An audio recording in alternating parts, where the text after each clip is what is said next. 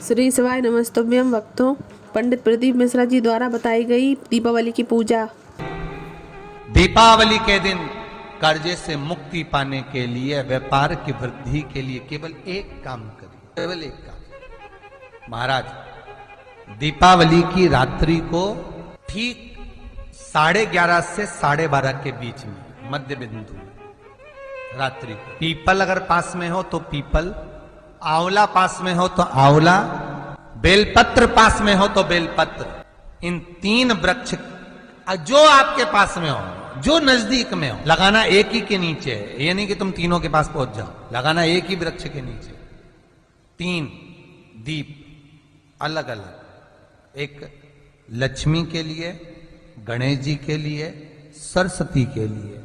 3 दीप घी के, एक फूल बत्ती का, 2 लंबी बत्ती का, फूल बत्ती मतलब गोल बत्ती का, और 2 दिए लंबी बत्ती, घी के भरे हुए दिए, खाली नहीं, पूरा भरा हुआ दिया। उसमें एक एक कमलगट्टा, कमलगट्टा जो हवन में चढ़ता है, किराने की दुकान पे मिलता है काले कलर का कमलगट्टा, दिए के अंदर रखकर सबसे पहले गोल बत्ती वाला दिया हाथ में रखिए, हथेली पर जलाकर, और अपने स्मरण करो लक्ष्मी का, कुल देवी देवता का स्मरण करिए, अपने पूर्वजों का स्मरण करिए, कर्जा मुक्ति का भगवान से विनती करिए, और बाबा कुबेरेश्वर महादेव का स्मरण कर कर फूल बत्ती, गोल बत्ती का दिया पेड़ के नीचे रख दी। दूसरा दिया जला हुआ उठाइए, उसकी बत्ती अपनी ओर हो, उसको उठाकर फिर अपने कुल देवी देवता का स्मरण करिए, पूर्वजों का स्मरण करिए, जिस भाव से दिया लगाने आए हो वो भाव को व्यक्त करिए,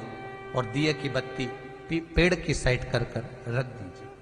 तीसरा दिया उठाइए, अपने मन की कामना कर कर, जिसका कर्जा चुकाना है, व्यापार वृद्धि के लिए, संपदा के लिए विनय करिए, और उस दिए को जब उठाओ तो उसका मुख उधर का होना चाहिए, बोलते समय, स्मरण करते समय।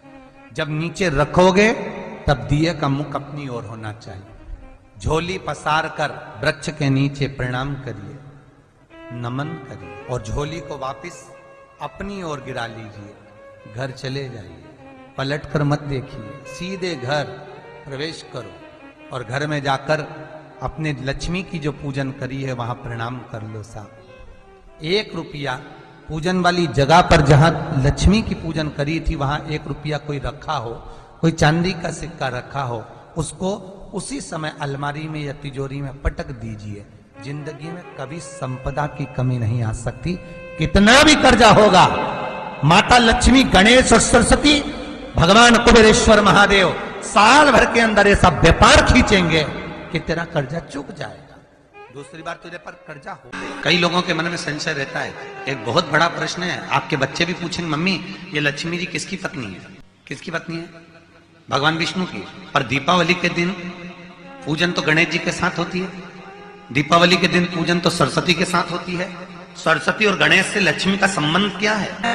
पूजन के मंडल में कहीं भगवान विष्णु का फोटो नहीं दिख रहा मम्मी, यहाँ तो गणेश जी दिखते हैं, सरस्वती दिखती है और लक्ष्मी दिखती है, उनके पति को तो साथ में होना चाहिए। बच्चे प्रश्न करते हैं, या घर की कोई प्रतिमा को तो उनके साथ बिठाना चाहिए, भगवान विष्णु को क्यों नहीं बिठाते? उसका केवल एक कारण है, क्योंकि लक्ष्मी अगर नारायण के साथ में विराजमान है तो वो अपूर्ण है।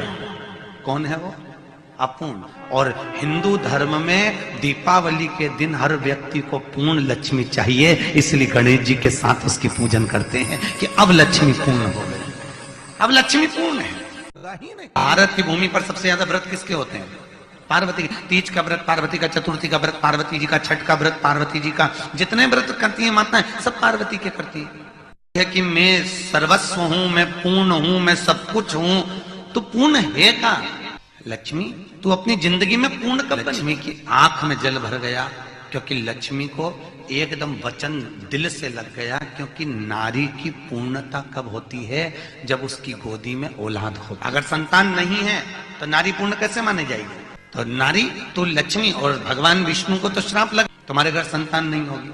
सुवाच का उनको श्राप था, दधीचि ऋषि की धर्म पत्नी का, जिनके गर्भ से पिपलाद ने जन्म लिया था, वो पीपल के पेड़ के नीचे, वो सुभाष का श्राप था, नारायण मेरा श्राप है तुमको कि तुम्हारे घर में औलाद नहीं होगी। आज भगवान लक्ष्मी से कह रहे हैं तू पूर्ण कर ले, तू इतना अहंकार कर रही है, तेरी पूर्णता कहाँ है? तू इतनी अभिमत्ता में कूद रही है, तू कहती है मैं पूर्ण मैं पूर्ण मैं पूर्ण। लक्ष्मी की आंख में जल भर गया, मायका छोड़कर लक्ष्मी सीधे सरस्वती के पास चली, ब्रह्माणी के पास में। सरस्वती ने पूछा क्यों रो रही है, क्या हो गया, तेरी आंख में आंसू क्यों भरा हुआ है? सरस्वती क्या बताऊं जीजी, वो लक्ष्मी बोली कि मेरे पति मुझको कह रहे हैं कि तू अपूर्ण है, तू पूर्ण नहीं है।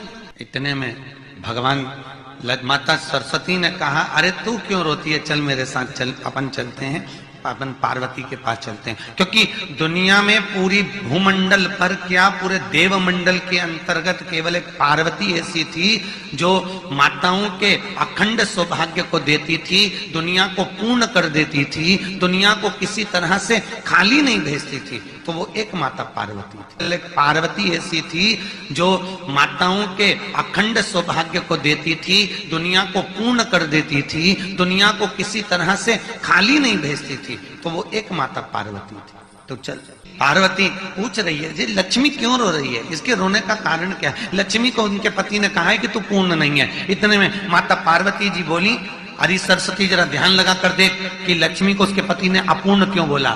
सरस्वती ने ध्यान लगा कर देखा और ध्यान लगा कर बोली पार्वती इनकी कोई संतान नहीं है ना, इसलिए इसको अपूर्ण कहा है। इतनी सी बात है, इसलिए अपूर्ण है, इसलिए इसको अपूर्ण कहा है। हाँ, तो उतने में रोने की क्या जरूरत है? तुरंत बोली इसमें क्या रोना। पार्वती जी ने अपने छोटे पुत्र गणेश को गोदी में उठाया और उठाकर लक्ष्मी जी की गोदी में दे दिया। आज से ये तेरी औलाद, तेरा पुत्र है, आज से तू पूर्ण हो गई। बोलो जय जय श्री, आज से तू पूर्ण हो गई। कमेंट जरूर करें और वीडियो को शेयर करें।